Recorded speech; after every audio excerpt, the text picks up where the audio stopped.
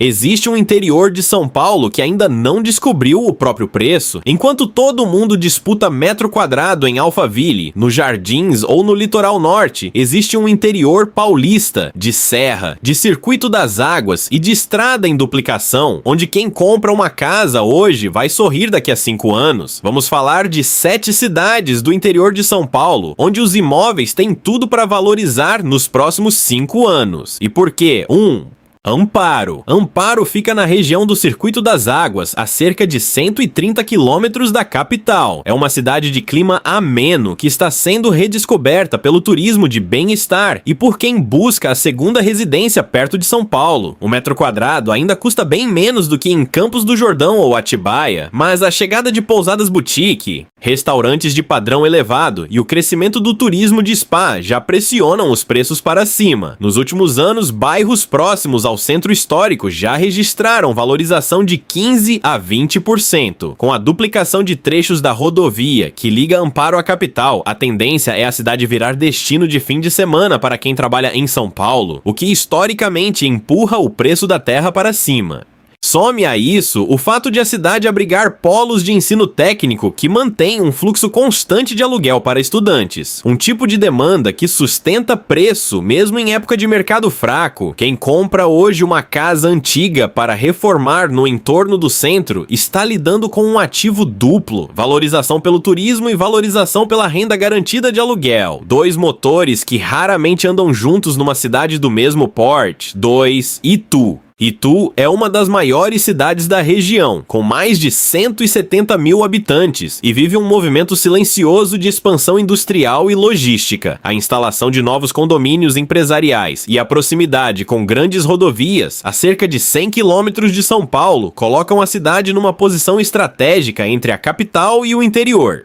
Bairros que antes eram considerados periféricos já vêm recebendo loteamentos novos e condomínios fechados, sinal claro de que investidores enxergam potencial de valorização de médio prazo. Quem compra terreno ou casa simples hoje em Itu está comprando na frente de uma onda que ainda não chegou às manchetes. A cidade também concentra distritos industriais em expansão, o que atrai trabalhadores de fora em busca de moradia próxima ao emprego. Um padrão que historicamente aquece bairros residenciais vizinhos às áreas fabris. Somado a isso, Itu funciona como polo turístico regional, com atrativos que recebem visitantes de cidades vizinhas menores, o que garante fluxo constante de pessoas circulando, alugando e eventualmente comprando imóvel para fixar residência. 3. Piracaia. Piracaia é o entroncamento natural entre a região de Bragança Paulista, Atibaia e a Serra da Mantiqueira. E essa posição geográfica é sozinha um dos maiores motores de valorização da região. A cidade já concentra sítios de lazer, pousadas rurais e comércio de porte regional. E a tendência de descentralização das famílias, que deixam a capital em busca de custo menor, fortalece ainda mais esse papel. A poucos minutos de Atibaia e a menos de 80 quilômetros de São Paulo, Piracaia tem infraestrutura de cidade turística com preço de imóvel de cidade pequena. Uma combinação que dificilmente se sustenta por muito mais tempo sem reajuste significativo de valor. A cidade também vem sendo procurada por famílias que trabalham em Atibaia ou Bragança Paulista, mas preferem morar num lugar mais tranquilo e barato, fenômeno que os corretores locais já apelidam de efeito cidade dormitório de luxo. Bairros próximos às represas da região, que carregam décadas de história como área de lazer, vêm recebendo investimento em revitalização urbana, o tipo de obra pública que costuma anteceder em poucos anos uma valorização generalizada do entorno. 4. Serra Negra. Serra Negra vive nos últimos anos um dos movimentos mais claros de gentrificação positiva do Circuito das Águas. O centro da cidade, com seu clima serrano e proximidade de menos de 150 quilômetros de São Paulo, já virou destino de quem busca a segunda casa de fim de semana com ar de montanha europeia. A chegada de restaurantes de alto padrão, cervejarias artesanais e pousadas temáticas elevou o padrão da cidade, e junto com ele, o preço dos terrenos ao redor.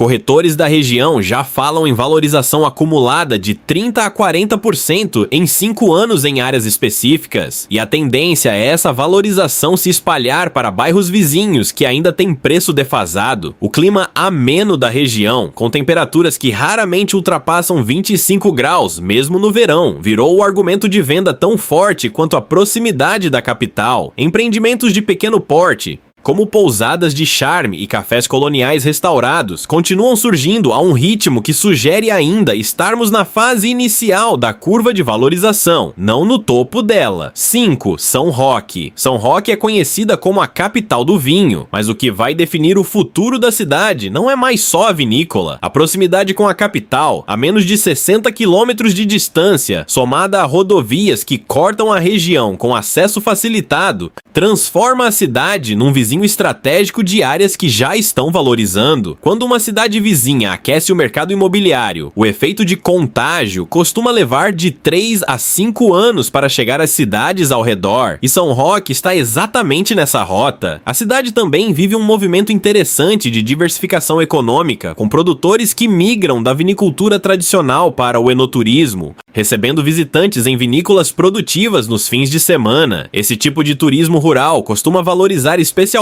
terrenos maiores com potencial de uso misto entre produção e hospedagem. Um perfil de imóvel que ainda é vendido por preço de terra agrícola comum na região. 6. Joanópolis. Joanópolis é pequena, com pouco mais de 13 mil habitantes, mas está literalmente no meio do caminho entre São Paulo e o sul de Minas Gerais. Às margens da rodovia que liga as duas regiões, a obra de duplicação dessa rodovia é um dos fatores de valorização mais previsíveis do estado, porque toda vez que uma estrada estreita vira pista dupla, o tempo de deslocamento cai e o interesse por moradia ao longo do trajeto sobe. Áreas rurais na saída da cidade já vêm sendo procuradas por quem quer sítio ou chácara de lazer a menos de 2 horas de São Paulo. Um perfil de comprador que historicamente antecipa ciclos de valorização. Por ser uma cidade pequena, com pouco mais de 13 mil habitantes, qualquer movimento de chegada de novos moradores tem impacto proporcionalmente maior no preço médio dos imóveis do que em cidades grandes, onde a oferta absorve a demanda sem grandes oscilações. Isso significa que em Joanópolis, um investimento relativamente pequeno em número absoluto de compradores já é suficiente para mover o mercado local de forma perceptível em poucos anos. 7. Socorro. Socorro fecha a lista como a aposta mais silenciosa, vizinha de Amparo e Serra Negra, e também situada no eixo entre São Paulo e o sul de Minas Gerais. A cidade ainda tem preços de imóvel muito abaixo da média regional, mas já sente o reflexo do crescimento dos municípios ao redor. Com menos de 40 mil habitantes, a infraestrutura de saúde, educação e comércio vem se fortalecendo ano após ano, atraindo moradores que trabalham em Amparo, mas preferem pagar menos morando ali. Esse tipo de deslocamento populacional, de quem trabalha numa cidade, mas mora na vizinha mais barata, é historicamente um dos sinais mais confiáveis de valorização futura. Além disso, Socorro se beneficia da chamada valorização por proximidade, um fenômeno em que cidades vizinhas a polos em crescimento acabam absorvendo parte do fluxo de investidores que já não encontram preço bom no município principal. Quando uma cidade como Amparo atinge um patamar de preço considerado alto pelos moradores locais, o capital simplesmente atravessa a divisa e procura a cidade ao lado. E é exatamente isso que já começa a acontecer com Socorro. O que essas 7 cidades têm em comum? Nenhuma delas está hoje entre as mais caras do estado. Nenhuma tem ainda o metro quadrado inflacionado das cidades litorâneas ou de Alphaville, mas todas têm pelo menos um entre 3 ingredientes que sempre precederam ciclos de valorização no Brasil: proximidade de rodovia em obra ou duplicação, efeito de contágio de um vizinho que já valorizou, ou chegada de um novo público comprador que enxerga qualidade de vida onde o mercado ainda não enxergou o preço. Comprar em cidade grande é pagar pelo passado. Comprar nessas 7 cidades nos próximos 5 anos pode ser pagar antes do futuro chegar. Você já pensou em investir no interior de São Paulo? Conhece alguma dessas cidades de perto? Deixa nos comentários qual delas você acha que vai surpreender mais.